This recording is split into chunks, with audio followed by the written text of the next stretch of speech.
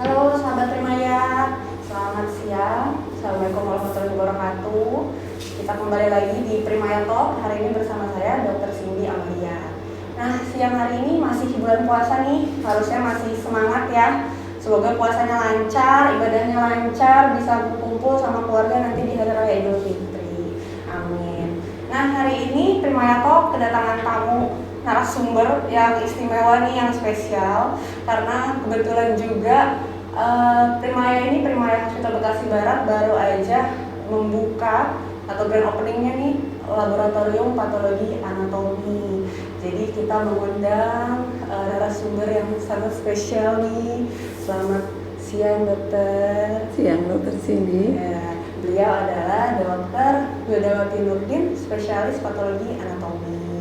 Nah, ini kita hari ini bakal bertanya-tanya nih dengan beliau yang dimana ahlinya patologi anatomi, yang kita juga mungkin masih belum terlalu paham apa sih patologi anatomi, kenapa sih harus diperiksain PA. Kayak biasanya kan orang disingkat tuh PA, apa sih PA gitu, apa sih patologi anatomi, apalagi mungkin di awam gitu ya dok, masih jarang gitu yang paham. Cuma dibilang kalau diperiksa kimia aja sih, atau diperiksa apa yang sebenarnya kita juga nggak tahu gitu, masyarakat pun masih belum terlalu paham gitu. Nanti paling aku akan izin tanya-tanya ya dok. Siap, ya. Oke, kita masuk aja langsung ya. Jadi sebenarnya dok, mungkin bisa dijelaskan nih dok, patologi anatomi itu apa sih dok? Oke. Patologi itu atau awal katanya kan patos ya, itu kelainan. Jadi ilmu yang mempelajari tentang penyakit, kelainan penyakit. Jadi patologi anatomi itu memeriksa jaringan yang keluar dari tubuh manusia yang habis dioperasi untuk mengetahui diagnosis pastinya. Nanti diagnosisnya itu kan bisa untuk terapi selanjutnya mau diapain setelah itu. Jadi memeriksa semua jaringan yang keluar dari tubuh manusia. Oke. Berarti sampel-sampelnya sebenarnya banyak gitu ya dok ya? Iya, semua operasi harusnya wajib di patologi anatomi sesuai dengan Permenkes 755 tahun 2011. Jadi semua jaringan yang keluar dari tubuh manusia setelah operasi itu wajib di PA kan, kecuali dua, itu cabut gigi sama sirkumsisi, itu doang. Sisanya berarti kalau kayak operasi usus buntu gitu, Iya. Payudara gitu ya dok ya? Usus buntu jangan salah, karena kadang orang kan usus buntu doang. Banyak loh yang ketemu kita ada sel tumornya ternyata. Padahal klinisnya cuman sakit perut kanan bawah doang ya. Apa misalkan juga nggak ada kayak berat badan turun gitu, nggak ada, ternyata tiba-tiba pas di PA baru ada ketemu tumornya. Jadi ya bagaimanapun kalau jaringan yang keluar dari tubuh manusia pada saat operasi itu ya harusnya di PA kan, biar tahu diagnosis pastinya apa gitu. Berarti memang peran patologi anatomi itu untuk diagnostik gitu ya, atau bisa untuk terapi juga dok? Bisa untuk diagnostik dan terapi. Kalau untuk diagnostik ya PA histopatologi biasa. Kalau terapi di imunohistokimianya, bisa untuk menentukan nih target terapinya pakai apa gitu. Terus satu lagi di sitologi. Sitologi itu bisa untuk pap smear juga, itu bisa untuk pencegahan. Pap smear jadi termasuk bagian PA ya dok ya? Jadi untuk preventif bisa kita mengetahui ini lesi apa, bisa untuk pencegahannya juga. Terus biasanya kan dok, aku pernah dengar tuh kayak FNAB gitu, yang fine needle itu dok ya? Iya. FNAB, nah itu sama kayak biopsi atau beda ya dok? Kalau FNAB itu fine needle aspirasi biopsi, itu biopsi jarum halus. Beda sama biopsi yang sehari-hari kita pakai istilahnya. Kalau biopsi istilah sehari-hari itu biopsi eksisi atau core biopsi, itu biasanya yang ngerjain dokter bedah, bisa di poli atau di kamar operasi, itu yang ngambil jaringan. Tapi kalau FNAB itu istilah ininya baja, jadi biopsi jarum halus, pakai jarum yang paling kecil, disneedle nomor 25, itu yang diambil itu jaringan dari yang benjol di tubuh. Tapi biasanya bisa dilakukan kalau untuk benjolan yang superficial, contohnya yang kelihatan. Misalnya tiroid, terus KGB di koli, misalnya di leher atau di mana aja yang jelas kelihatan. Terus di mame bisa. Jadi misalnya pasien ini ada benjolan di tubuhnya yang teraba, itu bisa di FNAB dulu. Walaupun FNAB tidak gold standar ya, Jadi tidak 100% untuk diagnosis pasti, tapi kita bisa ngarahin buat dipertahankan dengan terapi atau harus diangkat. Dan itu minimal invasif, jadi sakitnya seperti kita ditusuk jarum aja. Bisa dilakukan memang di poli gitu juga bisa ya dok ya? Maksudnya Bisa, kita belum ada di lab PA, kita ada tempat untuk FNAB-nya. Oke, berarti tapi yang melakukan tetap harus dokter patologi anatomi, bisa juga kadang dokter penyakit dalam atau dokter paru bisa ngerjain di poli masing-masing, nanti dia kirim sampel ke kita. Kirim dalam bentuk slide. Sampel dikirim. Ini berarti kan mengarah ke ngirim sampel nih dok. Berarti kalau misalkan sampel itu mungkin kan kita biasanya habis operasi nih, misalkan operasi hari ini, tapi kan kayak hasil PA-nya tuh lama gitu ya dok ya. Nah itu kenapa lama gitu ya? Kenapa lama, apa sih dok yang dilakukan gitu maksudnya? Selama itu gitu, biasanya kan kita dari edukasi pasiennya kayak nanti mungkin hasil PA baru keluar sekitar 7 hari ya gitu, atau bahkan ada 14 hari kerja, gitu kan, gitu kayak mungkin gimana dok? Ya kalau pemeriksaan patologi anatomi itu banyak memakai alat dan kerjaan tangan manusia. Jadi nggak bisa serta-merta seperti kita ambil darah, masukin ke alat, mesin keluar hasil, di print tinggal keluar gitu kan. Tapi kalau di PA itu ada proses namanya 3 proses. Ada pra-analitik, ada analitik dan pasca analitik. Yang pra-analitik itu yang dari formulir, terus di kamar operasi fiksasi formalin. Untuk fiksasi formalin itu harus 24 jam sampai jaringan itu dikatakan mateng bisa untuk diproses selanjutnya. Kalau pas fase pra-analitik ini kita lewatkan, nanti hasilnya bisa tidak representatif. Untuk selanjutnya kita melakukan tindakan seperti IHK segala macam itu nggak kepake nanti. Sayang kan? Kayak rusak gitu. Rusak, jadi banyak yang udah nekrotik, nggak bisa kita nilai. Sementara pasien kan nggak bisa balikin lagi tuh jaringannya kan. Yang kedua tuh analitik, itu dari 24 jam rendam formalin. Nah, itu ada proses dari pembuatan motong cross gitu. Jadi jaringan tuh kan gede. Kita harus potong dulu sebentuk sampai seukuran kaca slide. Nah, kita proses, kita masukin ke mesin sampai 24 jam tuh overnight biasanya. Dalam prosesnya aja tuh udah habis 2 hari kan. Formalin masuk mesin sampai proses nanti hari ketiga baru di mikrotom sama analis, baru diwarnain. Lebih kurang hari keempat lah baru di tangan dokter. Itu kalau dokternya bisa diagnostik langsung, bisa keluar langsung hasilnya. Tapi kalau misalnya, oh ini butuh potong susu nih misalnya, ambil lagi kan. Nah makanya nggak bisa kalau hasil PA itu dipaksain cepat. Yang paling bisa mungkin kalau jaringan kecil itu bisa hari ketiga di tangan dokter. Jadi prosesnya dipotong itu fiksasinya mungkin lebih cepat, karena jaringan bisa, formalinnya bisa cepat masuk ke jaringan. Oke, karena kecil gitu ya dok? Iya. Terus sama berarti kalau misalkan dok pas baru awalnya nih dok, kayak misalkan baru dapat nih jaringannya, itu juga harus langsung difiksasi gitu ya? Iya, nggak boleh lama-lama. Maksimal 30 menit paling lama. 30 menit. Jadi di OK itu kerjanya. Cepet juga. Kalau OK salah atau lama fiksasi formalin yang ngerusak jaringan juga. Oke, makanya suka udah disiapin ininya ya dok, kayak tinggal masukin formalin buffernya disiapin di kamar operasi. Jadi kita yang di lab udah terima dalam bentuk udah kerendam formalin dengan volume 10 kali lipat dari besar jaringan. Jadi biar dia tenggelam masuk semua fiksasinya. Oke. Berarti dok kalau misalkan kan udah nih misalnya dari ruang operasi ini aku kayak, karena di kita udah ada laboratorium patologi anatomi mungkin gitu kan, kali aja mungkin ada rumah sakit mungkin yang belum tersedia gitu. Itu berarti mungkin bisa ya dok kirim sampel ke saya gitu, karena kan tadi masih 24 jam perjalanan dia untuk difiksasi gitu ya. Kan, gimana tuh dok? Yang penting mereka udah fiksasi formalin, itu bebas aja mau kapan dikirimnya silahkan. Oke, berarti ya diperbaikinya misalnya yang benar tuh harus di bagian fiksasinya Ya, aja. fiksasinya. Gitu ya, Kalau fiksasinya benar, insya Allah kualitas sedianya sampai yang dibaca dokternya tuh bagus. Oke, tapi nggak ada kayak syarat-syarat apa gitu dok? Ya, apa? itu yang 10 kali volume jaringan. Oh. Jadi rendamnya pakai formalin buffer, jangan pakai alkohol, jangan pakai NaCl ya. Rusak ya. Rusak nanti.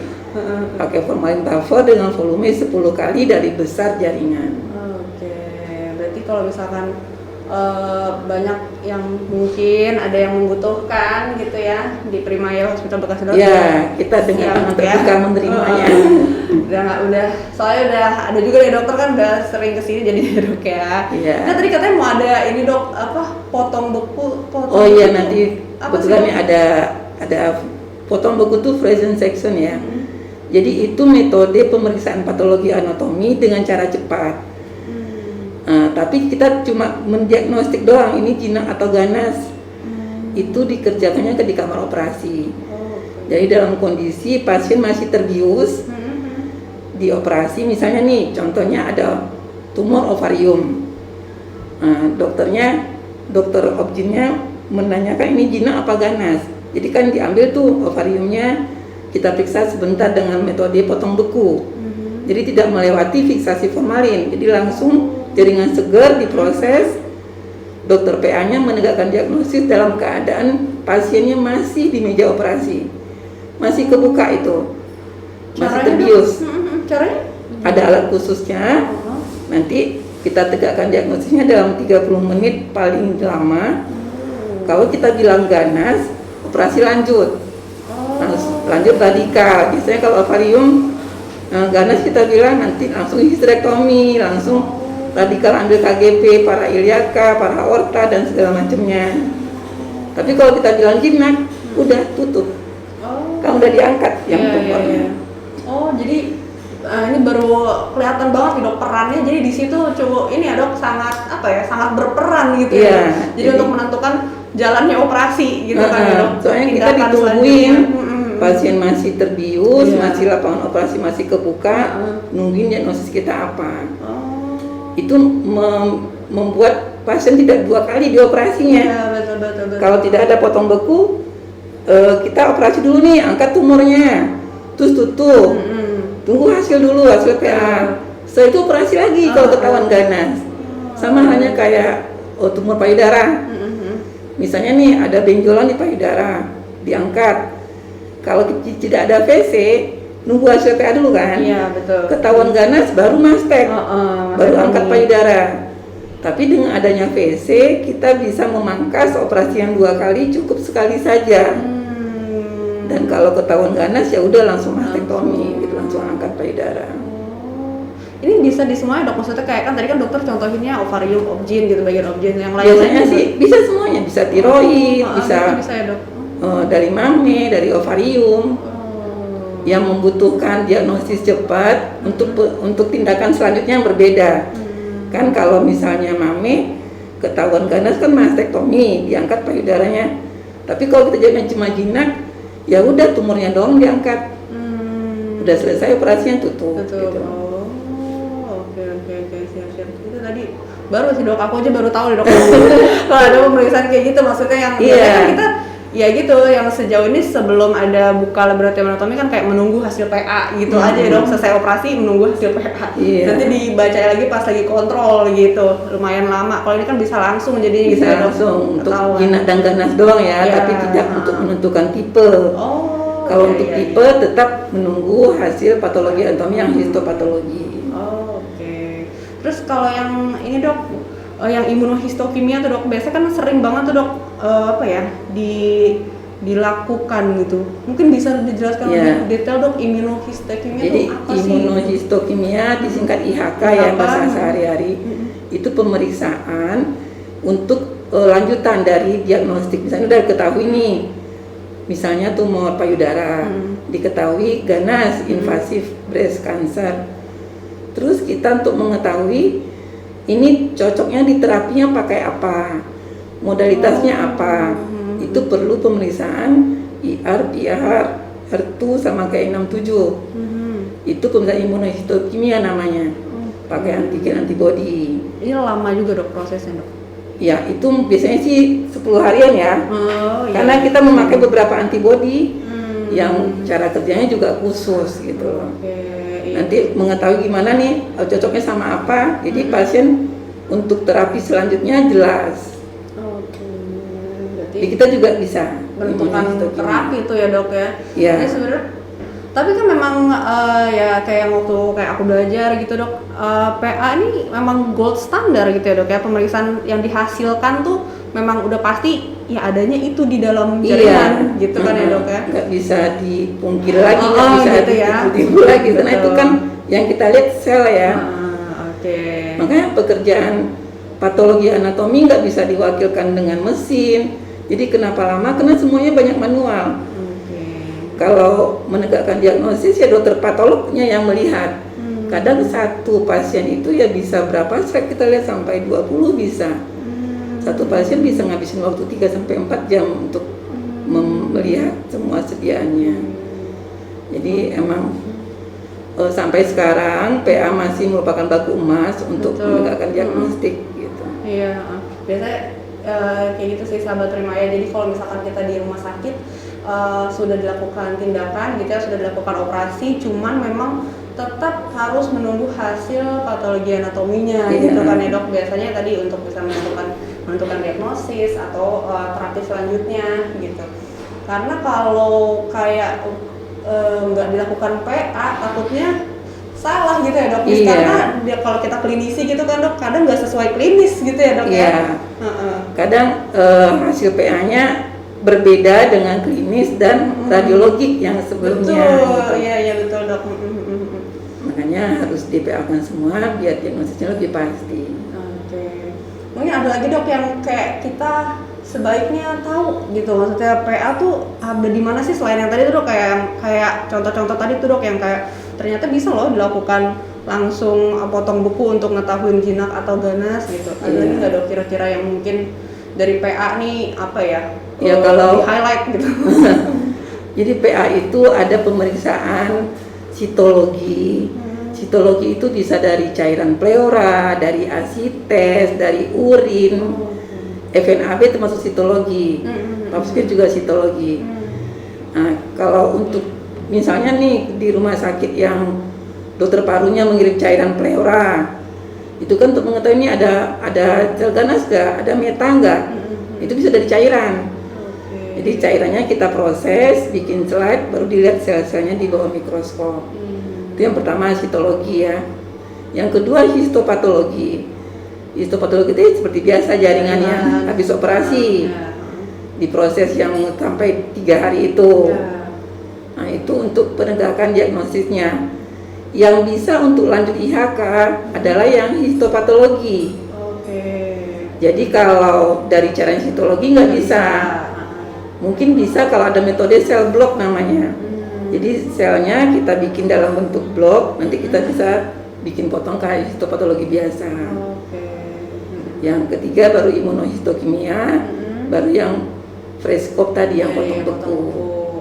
Semuanya tujuannya ya untuk diagnostik dan untuk terapi kalau untuk IHK-nya. Dan merupakan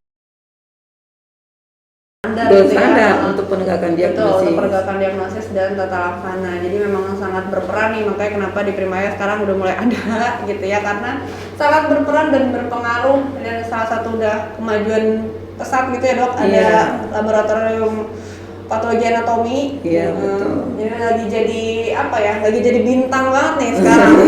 Kayaknya mulai gampang gitu, karena nggak harus kirim-kirim lagi gitu ya dok. Udah langsung bisa ngerjain sendiri. Bahkan dia itu sekarang mau ada tindakan gitu, tindakannya baru akan dilakukan sore nanti gitu ya dok ya. Langsung dokter Wilda akan melakukan potong beku gitu. Oke, baik dok, paling aku sih seputar itu aja dok. Ada yang mau disampaikan lagi kah dok yang kira-kira ya mungkin untuk sahabat Primaya ya, misalnya nih merasa ada keluhan benjolan atau yang rasa nggak nyaman, yang teraba di tubuh kita ini, suka ada di leher atau di payudara waktu kita sadari ya, kalau perempuan periksa payudara sendiri, atau di mana aja benjolan yang teraba segeralah untuk kontrol. Mau ke dokter umum silakan, mau ke dokter bedah onko, atau mau langsung FNAB ke bagian patologi anatomi silakan. Karena yang namanya benjolan jangan dipelihara, ya. Mau jinak atau mau ganas kita perlu tahu lebih pastinya dengan pemeriksaan patologi anatomi. Insya Allah semakin cepat, semakin penanganannya lebih baik dan mungkin prognosisnya juga lebih bagus. Oke. Nah juga nih. Terima kasih banget dok udah diingetin itu ya, mungkin kayak biasanya terlupakan tuh ya, biasa kan benjolan kayak aduh takut karena biasanya disuruh langsung ke dokter bedah gitu kan dok. Iya. Biasanya takut langsung disuruh operasi lagi nanti gitu. Nah mungkin bisa apa ya jadi pilihan gitu ya dok ya, untuk di FNAB dulu FNAB gitu. dulu biar arahnya kemana. Nanti kalau anjuran FNAB emang harus dibuka ya emang harus dibedah, ya udah baru dilakukan. Tapi sebenarnya udah ada persiapan gitu kali dok ya? Iya, persiapan mental. Iya, kadang kan kayak kalau benjolan terus langsung disuruh ke bedah biasanya langsung menolak tuh dok gitu, kayak langsung enggak, orang ini enggak kenapa-napa. Padahal gitu. kalau emang disuruh ke bedah diangkat ya udah diangkat aja kan, lebih apa dipelihara benjolan ya, lebih langsung terdiagnosis lebih baik ya dok. Iya benar, lebih jelas terapinya apa dan kita tinggal kesembuhan juga banyak berhasil loh sekarang. Betul, dibandingkan di nanti. Iya, perkembangan ilmu dan teknologi untuk pengobatan kanker itu udah bagus sekarang. Jadi jangan langsung kalau udah kena kanker langsung jadi kiamat dunianya, enggak. Betul. Bisa diterapi, banyak kok yang berhasil. Iya, masih banyak sih dok. Ya memang kayak ya di Prima ini pun kan banyak pasien cancer, tapi banyak juga maksudnya yang memang apa ya kualitas hidupnya masih oke. Iya betul. Yang penting kan usaha ya. Betul. Soalnya memang obat-obatnya mungkin apa perlu nanti kemoterapi segala macam kan udah lengkap. Iya benar. Betul. Jadi memang kalaupun ada keluhan benjolan atau apa nggak perlu ragu. Maksudnya banyak pilihannya. Tadi dokter udah bilang kalau misalnya mau silakan mau periksa ke dokter umum dulu atau mau langsung ke bedah atau langsung FNAB, udah banyak pilihannya, tinggal apa ya dilakuin aja, bukan sesuatu yang jadi kayak menakutkan juga gitu, karena sudah banyak pilihan terapinya juga, bukan cuma pilihan tata laksana atau pilihan diagnostiknya gitu. Diagnostiknya boleh tuh tadi dokter umum, boleh dokter bedah langsung atau bedah onko tadi tuh dia kayak langsung, atau boleh FNAB dulu deh gitu nih biasanya kan, karena belum pernah nih dok ya, maksudnya masih jarang lah gitu, masih jarang nih yang melakukan FNAB dulu gitu, padahal justru itu oke sebenarnya untuk jadi pas nanti kontrol ke dokter bedah udah ada hasilnya. Iya gitu. Kalau FNAB udah dilakukan nanti kita tidak perlu VC lagi karena udah ada mengarah kemananya udah gitu. Tapi kalau VC di ovarium nggak bisa FNAB karena dia organ dalam kan. Betul. Jadi syarat FNAB harus benjolan yang superficial. Oh iya betul. Kalau benjolan mungkin kayak di leher bisa ya dok? Iya leher, payudara, tiroid itu bisa FNAB. Oke siap dok. Terima kasih banyak dok pencerahannya. Sama dokter sini. Berarti nanti dok kalau misalkan ada yang ingin ditanya-tanyakan lagi dari sahabat Trimaya boleh komen, atau boleh juga mungkin kalau ada Instagram atau apapun dari Trimaya yang ingin ditanyakan, kita terbuka dengan pertanyaannya dok. Iya siap. Dokter kita bantu jawab. Betul, udah stay di Primaya jadi tenang aja, bakal dijawab. Insyaallah. Insyaallah. Oke deh dok, terima kasih banyak waktunya. Iya sama-sama dokter Cindy. Oke sahabat Primaya, mungkin Primaya Talk hari ini sekian dulu. Tapi seperti tadi aku bilang, kita sih terbuka dengan pertanyaan. Kalau ada yang mau ditanyain boleh. Akhir kata mungkin mohon maaf apabila ada kata-kata yang kurang berkenan. Selamat sore. Selamat berbuka ya. Selamat berbuka. Dadah.